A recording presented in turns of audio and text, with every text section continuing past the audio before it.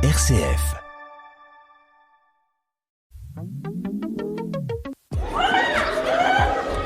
Ne laisse jamais personne te dire que tu n'es pas capable. Si tu as un rêve, tu dois le protéger.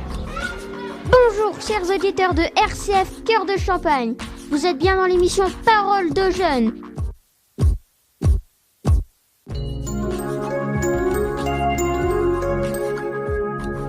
Écoutez les voix de demain. Les élèves du collège Notre-Dame de Châlons-en-Champagne prennent le micro et vous invitent à un rendez-vous captivant.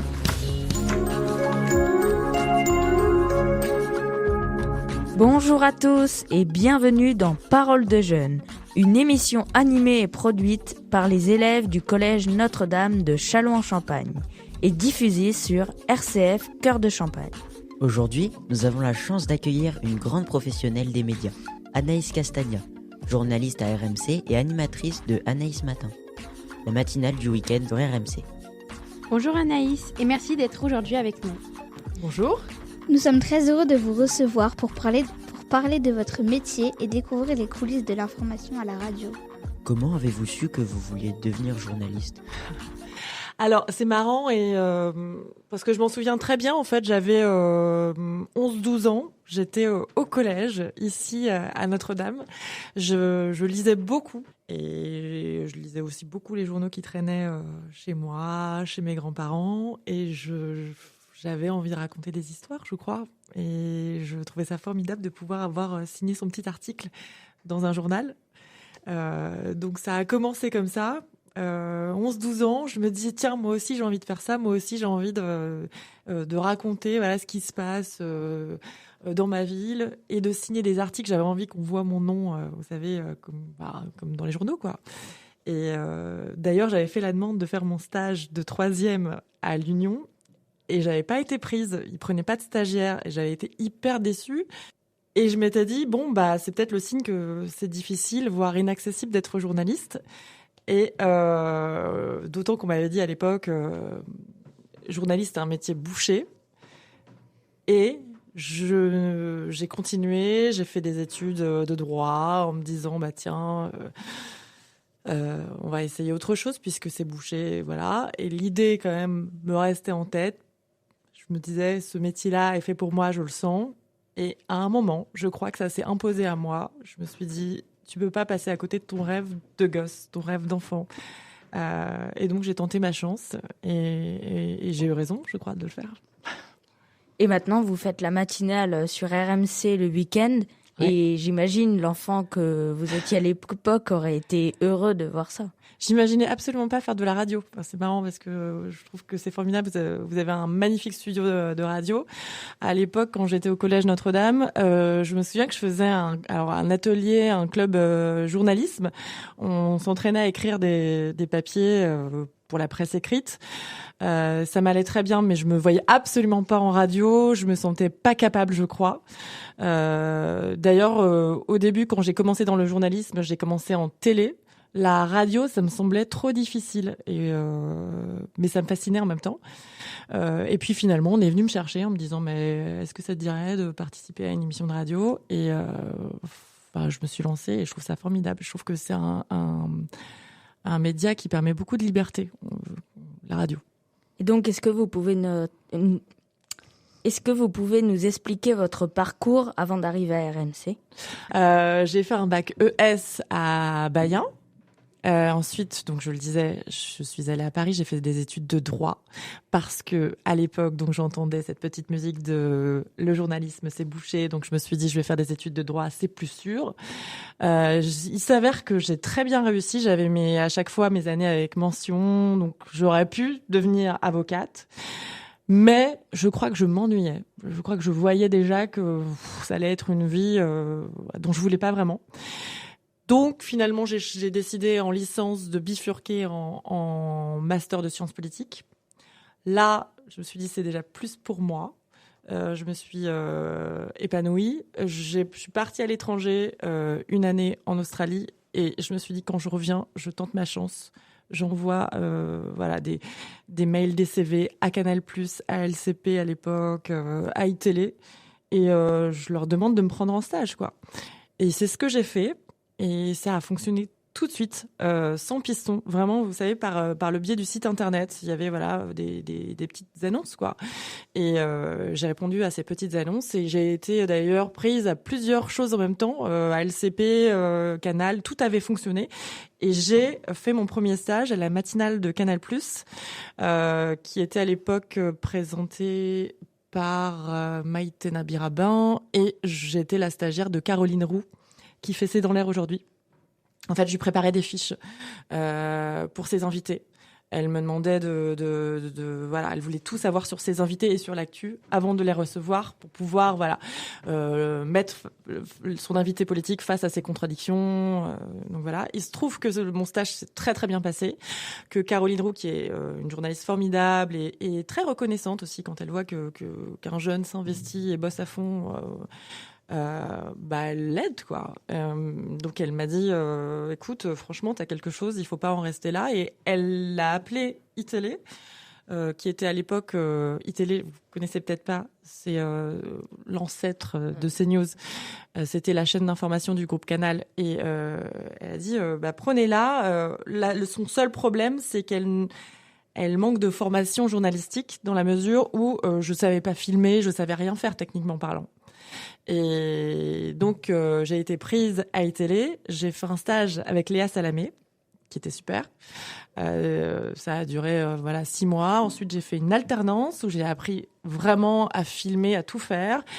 Et j'ai été embauchée très vite à iTélé. J'en suis partie parce que je me retrouvais plus dans cette rédaction au moment où il y a eu un changement entre iTélé et CNews. Et j'ai été recrutée à RMC, où je suis depuis presque 10 ans maintenant. Merci. C'est long. Qu'est-ce qui vous passionne le plus dans votre travail ? Qu'est-ce qui me passionne le plus, c'est de rencontrer des gens aux profils différents. Quand j'ai commencé ce métier, je voulais être journaliste politique. Aujourd'hui, absolument plus. Ce qui me passionne le plus, ce qui me marque le plus, ce sont des témoignages forts, des gens. Par exemple, sans doute le témoignage qui m'a le plus bouleversée dans ma carrière, je me souviens très bien, j'étais reporter.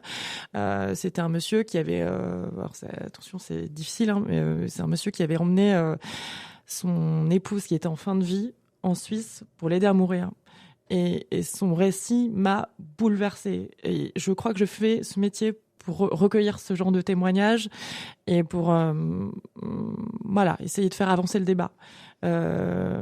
À l'inverse, les politiques, au fur et à mesure du temps, je me suis rendu compte, peut-être que ça va changer, et je l'espère sincèrement, que j'avais toujours les mêmes réponses. Voilà.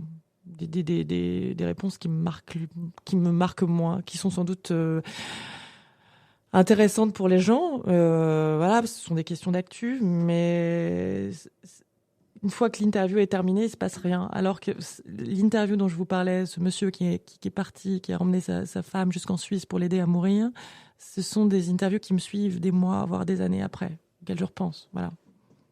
Est-ce qu'il y a une personne ou un journaliste qui vous a particulièrement inspiré dans votre parcours ? Je le disais, je pourrais très bien citer Caroline Roux, mais je pense que je vais parler de Léa Salamé, avec qui j'ai fait donc mon deuxième stage à iTélé.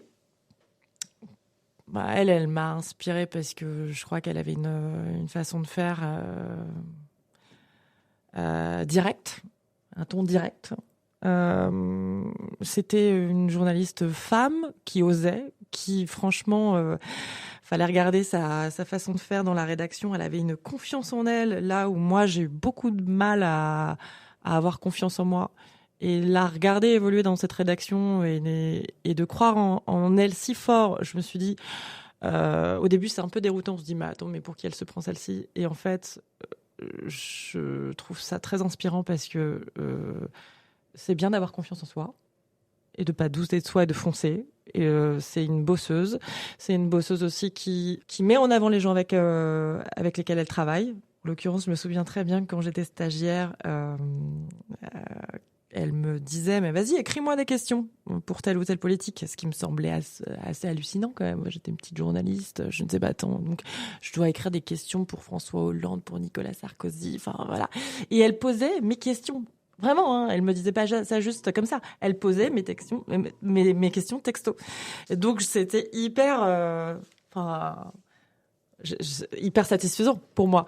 Elle sortait de plateau, elle me disait super ta question, ou alors à chier vraiment ta question. Hein, la prochaine fois tu me fais pas ça. Et je sais pas, elle avait un ton tellement direct que je pense que ça m'a inspirée. J'espère pouvoir aujourd'hui, quand j'ai un jeune à la rédac avec moi, j'espère pouvoir aussi, comment dirais-je, le stimuler, lui donner envie de repousser les limites, d'être le meilleur. Voilà. Selon vous, quel est le plus grand défi pour un journaliste aujourd'hui ? Le plus grand défi, c'est de réussir à vulgariser l'actu. Et ne pas rentrer dans ce truc d'entre-soi, de se parler entre journalistes. Voilà, c'est réussir à être clair pour que le message passe pour l'auditeur, le téléspectateur, le lecteur. Ne jamais oublier que c'est pour lui qu'on fait ce boulot. Voilà. Est-ce que vous avez peur de l'arrivée de l'intelligence artificielle dans votre métier ? Est-ce que je pourrais être remplacée ? C'est ça la question ? Oui, ou faire des émissions que vos invités préparent avec. Ah, c'est sans doute déjà le cas. Et je connais des journalistes aussi qui bossent avec l'intelligence artificielle. C'est intéressant. Moi, je le fais pas encore. Et d'ailleurs, parfois, je me dis que je le devrais. On a des discussions entre journalistes où on se dit, tiens, est-ce que toi, tu utilises l'IA ? J'ai un collègue qui m'expliquait, par exemple, récemment, il me dit, bah oui, en fait, j'utilise l'IA, ChatGPT, mais à bon escient. C'est-à-dire pour m'aider, par exemple, parfois, vous savez, vous travaillez souvent dans l'urgence quand vous êtes journaliste, à résumer un article de loi complexe très rapidement. Mais ensuite, je vérifie malgré tout. En fait, l'IA, moi, je le vois pas comme un ennemi. Tout dépend là. Enfin, il faut juste savoir l'utiliser et apprendre à l'utiliser. Sans doute que je ne sais pas encore l'utiliser et je ne demande que ça. Est-ce que j'ai peur d'être remplacée par l'IA ? Je crois pas, parce que je pense que j'ai quelque chose en plus que l'IA. Je suis humaine dans ma capacité à présenter une émission, justement.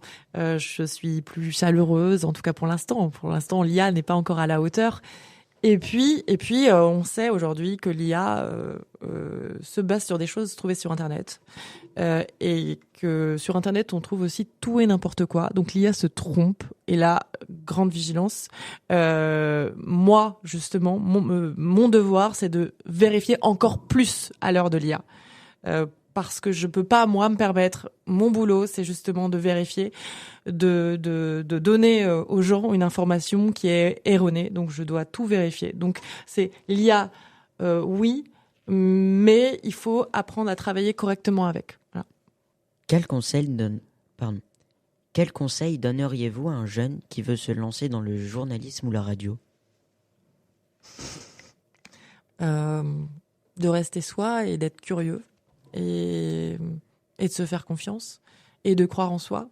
Je vous l'ai dit, moi, quand j'étais au collège, je voulais être journaliste, pas forcément animatrice radio, mais je voulais être journaliste. Et j'ai beaucoup entendu c'est bouché, tu n'y arriveras pas, y compris de gens que j'aimais. Et ce discours aurait pu m'arrêter. Et d'ailleurs, il a failli m'arrêter. Je crois que, en vrai, si vous avez l'impression que c'est le métier que vous devez faire, vous devez croire en vous et vous devez tout essayer pour pouvoir le faire. Et je pense que au final, ça fonctionnera si vous vous en donnez les moyens. Donc c'est croire en soi et voilà, rester curieux, ne pas essayer de jouer au journaliste. Rester monsieur et madame tout le monde qui s'intéresse à l'autre. Toujours s'intéresser à l'autre, parce que le journaliste, c'est quoi ? C'est quelqu'un qui s'intéresse à l'autre. Merci beaucoup Anaïs d'avoir partagé votre expérience, vos conseils et votre passion pour le métier de journaliste avec nous. Merci à vous. C'était très inspirant de comprendre le travail derrière une émission comme Anaïs Matin et l'importance de l'information dans notre monde d'aujourd'hui. Merci infiniment. Merci. Merci de nous avoir écoutés sur Parole de Jeunes. Et à très bientôt sur RCF Cœur de Champagne.